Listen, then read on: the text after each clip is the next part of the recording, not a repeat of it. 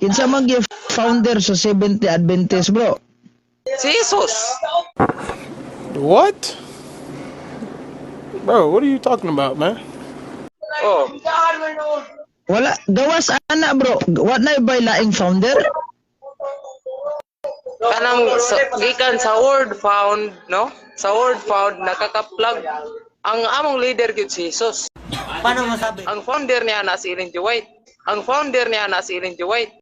Ang founder niya na si Ellen G. White.